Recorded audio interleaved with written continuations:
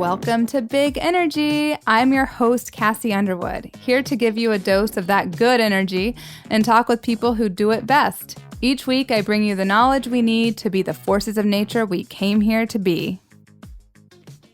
Hi friends, welcome back to another week of Big Energy. Today's episode is about how to say no when people cross your boundaries, especially when you've stated a boundary and they keep pushing. So you've already made your boundary and they can't or won't stop pushing on it. When you've stated a boundary, people will either respect it and say something along the lines of understood, or they will push on it kindly because maybe they're just not clear yet that it's a boundary. They might think that there's a little bit more room there for flexibility. And sometimes if it's not a firm boundary, there is room for flexibility. And some people will overstep it entirely, so they'll kind of ignore that you said anything. And then really what I want to talk about today is when you state a boundary, you make it clear that it's a real boundary, and then people continue to push. This is usually coming from someone who either has some entitlement, they might have some narcissistic tendencies, or they might just have really poor boundaries themselves, so they might not be able to imagine a world where someone actually holds their boundaries. Now, from your perspective, if you have stated a boundary, it might have taken you a lot of courage and a lot of energy to do that in the first place. If you're not used to stating boundaries and then you do it, it might have taken all of your energy to finally say no to this thing. I don't want to do it, or I'm not going to do this, or no, you can't do that thing, because guilt comes up, or feelings of, oh, I should do this, or what you start thinking about their situation, and you're thinking about some kind of short-term gain of you not feeling guilty and a few other short-term gains rather than the long-term or broader picture.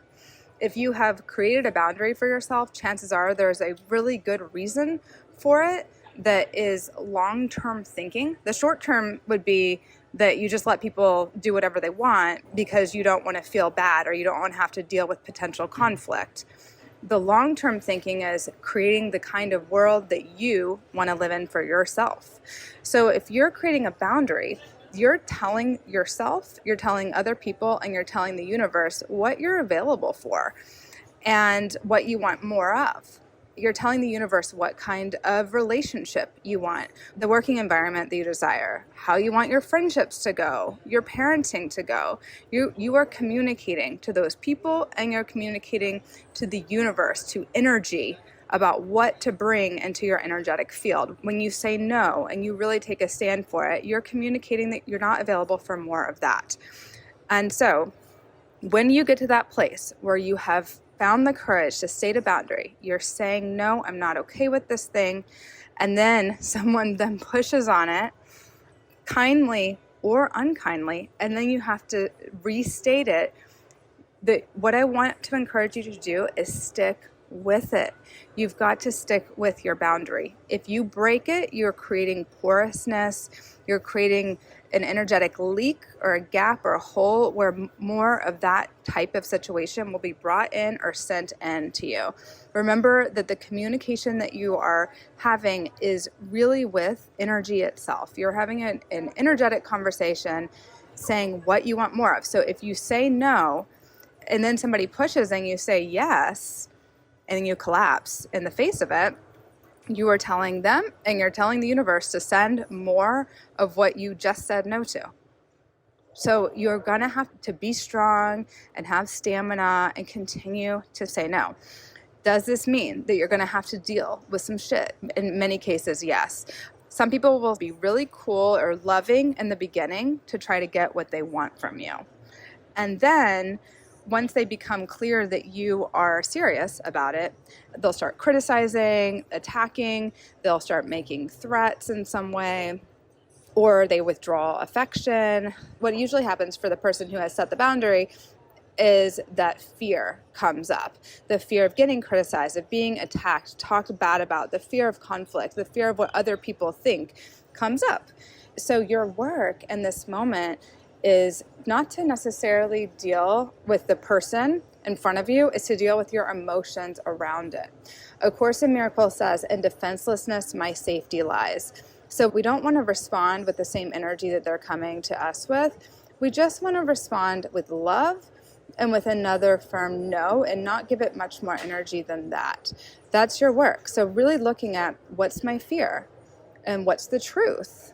What's the worst case scenario? How would I handle the worst case scenario with courage? What's the best case scenario? And then what's a new belief I want to create about myself or this situation that I really want to take on?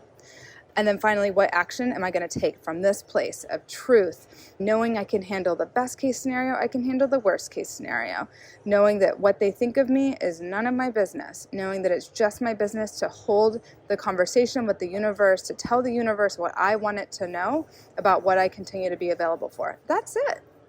And once you do that, once you deal with your emotional state around it, the fear around it, then you'll be okay going back and stating the boundary. Where we go, especially as women, is we self-abandon. We abandon our truth. We abandon our desires for the approval of other people.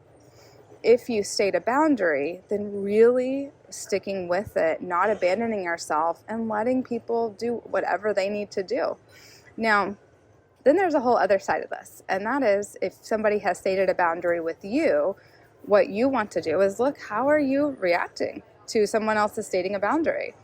Are you going into entitlement? Are you going into anger? Are you feeling ashamed? Maybe there's just something that's touching inside of you when somebody states a boundary that brings shame up. And what I want to say is that it's okay for someone else to state a boundary with us. And it's okay for us to ask and be sure that it is truly a boundary. But once it's been clear that our partner or whoever else has a boundary with us, then our job is to honor it and to look at what is so uncomfortable about that for me. Why am I uncomfortable being held accountable to a boundary? And looking at what is it in me? Is there some level of entitlement? Is there some level of shame, of fear? And looking at that and really making yourself, really seeing that you didn't do anything wrong by asking. You didn't do anything wrong by making sure that it was a boundary. And now, how can you get into the place of acceptance, and what good can come from you honoring this boundary that someone else has set for you? And that could be a whole other episode, but really setting boundaries, honoring boundaries, and sticking with it when you've said one. And that might mean you really need to take care of that core emotional state, that fear that comes up. I'm with you if you've stated a boundary, if someone keeps pushing, if they keep not seeming to understand your communication or don't want to believe it or having a hard time getting on board with it. I just send you all of my love for you to really be a stand for that. There's no need to get angry at the other person, just knowing that this might be new to you to even set the boundary. So they might not really believe it yet because there might be something in you where you're actually getting your own vibration in line with the boundary that you set. They might be able to sense that unsureness in you, and that might be why they're pushing up against it a little bit. So really getting so clear with yourself, how is it going to make your life better to hold this boundary? And get really clear on that. You can make a list of all the reasons why stating this boundary and holding this boundary is going to serve you. Do that meditation where you can really just bring it in until it's all the way, just inhaling the new belief, staying in that meditation for just 3 to 5 minutes, just really breathing in and breathing out, internalizing that new belief, making it part of you, so that when you state the boundary again, everything in you radiates that this is your truth. Okay, my loves, I hope that was helpful for you, and I hope you have a beautiful week. I'll see you soon. And don't forget, September 1st is the last day to enroll in the Maverick Woman, my 6-month mastermind, in time to join our South of France retreat.